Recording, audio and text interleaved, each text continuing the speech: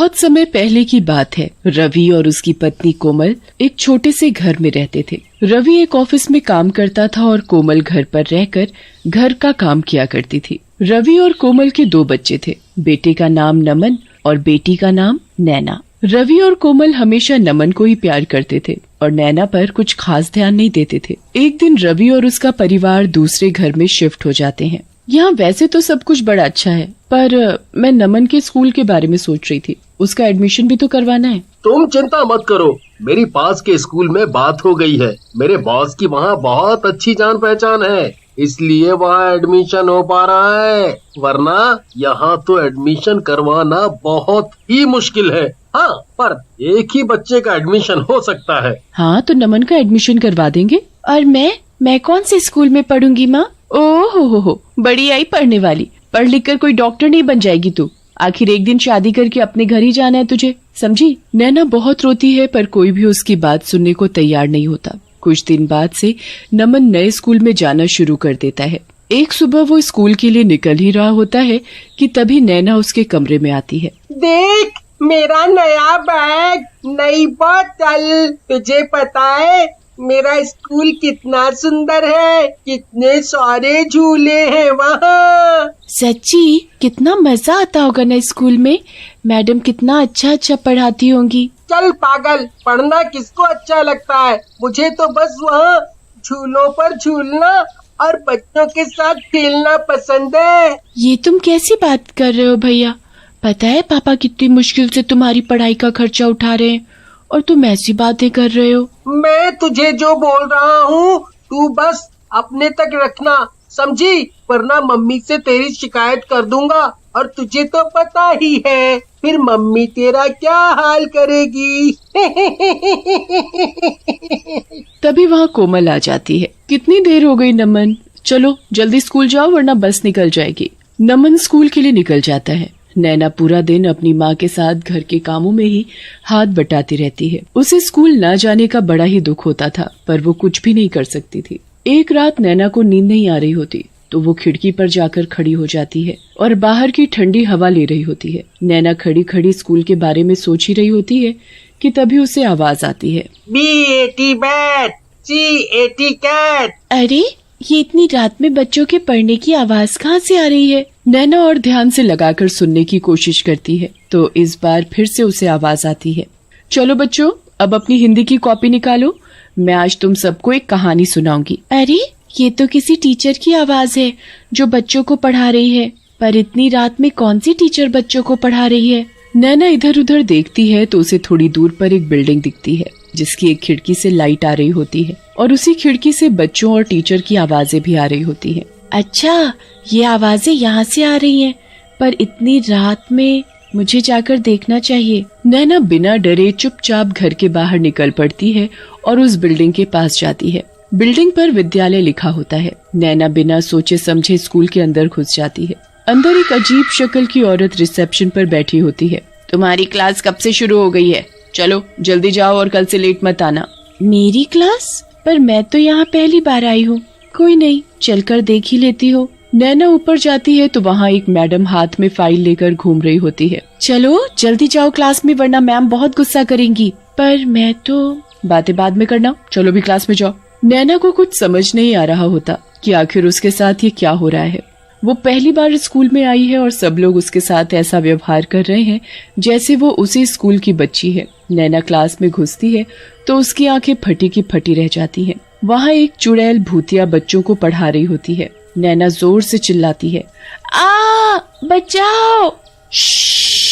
शोर मत मचाओ, दिख नहीं रहा बच्चे टेस्ट कर रहे हैं और तुम इतनी देर से क्यों आई हो? चलो अब अंदर आकर बैठो और कल से लेट मत आना। नैना को कुछ समझ नहीं आ रहा होता कि वो क्या करे। उसकी डर के मारे वहाँ से भागने की भी हिम्मत नहीं हो रही होती। अब क्या बाहर ही खड़े रहना है? बोला न अंदर आकर बैठो, चलो जल्दी आओ। जी मैडम। नैना चुपचाप एक खाली सीट देखकर वहाँ बैठ जाती है। नैना की सीट पर पहले से ही एक नया बैग, उसमें नई नई किताबें, नई बोतल और बहुत सी चीज होती है। वाह, ये तो कितना सुंदर है। ये सब तुम्हारा है, चलो अब तुम भी अपनी कॉपी किताब निकालो। नैना अपने बैग से कॉपी और किताब निकालती है। बाकी भूतिया बच्चों के साथ पढ़ने लगती है। चुड़ैल टीचर बच्चों को बड़े ही प्यार और अच्छे से पढ़ा रही होती है। नैना अपनी पढ़ाई में इतना खो जाती है कि उसका डर कुछ ही देर में अपने आप खत्म हो जाता है। वो पूरा ध्यान लगाकर चुड़ैल टीचर का पढ़ाया हुआ समझती है और उसे बड़ा ही मजा आता है। क्लास होने के बाद चुड़ैल टीचर सबको टॉफी भी देती है। Thank you madam. अब कल टाइम से स्कूल आना, ठीक है? फिर तुम्हें रोज टॉफी मिलेगी। ठीक है मैडम। पर एक बात याद रखना। क्या बात मैडम? यही कि किसी को भी इस स्कूल के बारे में नहीं बताना, वरना कोई तुम्हें यहाँ दोबारा नहीं आने देगा। मैं किसी को नहीं बताऊंगी। नैना के स्कूल की छुट्टी रात के 3:45 पर हो जाती है और फिर वो अपने घर आकर चुपचाप सो जाती है। नैना अगले दिन उठती है पर किसी को भी रात की बात के बारे में कुछ नहीं बताती, क्योंकि उसे डर होता है कि उसके स्कूल के बारे में जानने के बाद उसके माँ बाप उसे दोबारा वहाँ नहीं जाने देंगे। नैना इसी डर से रात के स्कूल वाली बात किसी को भी नहीं बताती। नैना को तो बस पढ़ने का इतना शौक होता है कि उसे कोई फर्क ही नहीं पड़ता कि उसे आधी रात में एक भूतिया स्कूल में जाना पड़ रहा है और वहाँ पढ़ने और पढ़ाने वाले सब भूत चुड़ैल हैं। नैना रात के 12 बजने का इंतजार करती है। जैसे ही 12 बजते हैं वो दोबारा उसी भूतिया स्कूल में पढ़ने जाती है और खूब मन लगाकर पढ़ती है। कितना अच्छा लग रहा है यहाँ, कितना सब सीखने को मिल रहा है। सच में मुझे भी पढ़ने का बहुत शौक है। पर तुम सब भूत कैसे बन गए? ये टीचर भी। एक दिन इस स्कूल में आग लग गई थी और बहुत से बच्चे और टीचर उसमें जलकर मर गए। इस स्कूल का मालिक भी उसी में जलकर मर गया। उस दिन से ये स्कूल बंद है, पर हम लोग आज भी अपनी मैडम से पढ़ते हैं। नैना रोज रात को उस स्कूल में जाती और सभी भूतिया बच्चों के साथ क्लास में बैठकर पढ़ाई करती। कभी कोई चुड़ैल उन्हें पढ़ाती तो कभी कोई चुड़ैल, पर सभी चुड़ैल टीचर बड़ी ही अच्छी होती हैं और वो सब बच्चों को खूब प्यार करती हैं। नैना को उस स्कूल में पढ़ते पढ़ते काफी साल हो जाते हैं और उसकी पढ़ाई पूरी हो जाती है। कभी किसी को नैना के स्कूल के बारे में कुछ पता नहीं चलता। नैना और नमन काफी बड़े हो जाते हैं। नमन इतने अच्छे स्कूल में पढ़ने के बावजूद भी नालायक होता है और नैना बहुत ही होशियार हो चुकी होती है। एक दिन कोमल और रवि नमन पर चिल्ला रहे होते हैं। मैंने अपना सब कुछ तेरी पढ़ाई पर लगा दिया, पर तूने सब बर्बाद कर दिया। जब देखो फेल फेल फेल। अब तो हद हो गई है। मेरे पास अब एक पैसा नहीं बचा जो मैं तेरी पढ़ाई पर लगा सकूं, समझा? आपने मेरे ऊपर पैसे लगाए हैं तो कुछ एहसान नहीं किया है, और मैंने तो अपनी तरफ से पढ़ाई की है ना। अब मैं फेल हो गया तो हो गया, इसमें इतना क्या गुस्सा हो रहे हो? हे भगवान, इस लड़के को तो जरा भी शर्म नहीं रही। नमन पढ़ने में कभी ध्यान नहीं देता और ऊपर से वो दिन पर दिन बहुत ही बदतमीज होता जा रहा था। धीरे धीरे उसने घर से पैसे तक चुराने शुरू कर दिए थे। एक दिन जब रवि और उसका परिवार रवि के बॉस के घर एक पार्टी में जाते हैं तो नमन वहाँ भी चोरी करने लगता है और नमन का बॉस उसे रंगे हाथों पकड़ लेता है। ये वही है ना जिसका मैंने एडमिशन करवाया था। देखो तो आज मेरे ही घर में चोरी कर रहा है।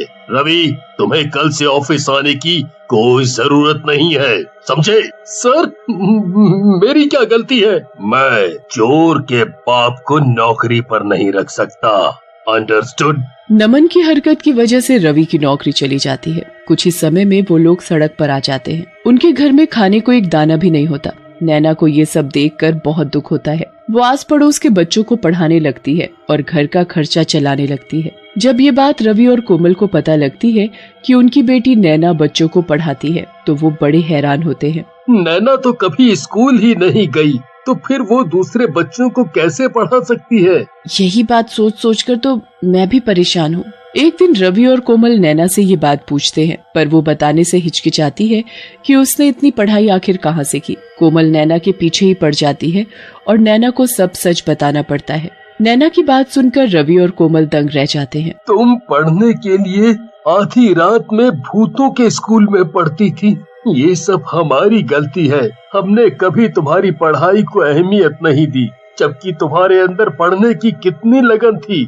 हमने उस लड़के पर सारे पैसे लगा दिए, इसने हमारी इज्जत तक मिट्टी में मिला दी। हमें माफ कर देना बेटी। रवि और कोमल को अपनी गलती का एहसास होता है। नैना उसके बाद कभी उस भूतिया स्कूल में दोबारा नहीं जाती, पर वहाँ की टीचरों को हमेशा दिल से धन्यवाद करती है।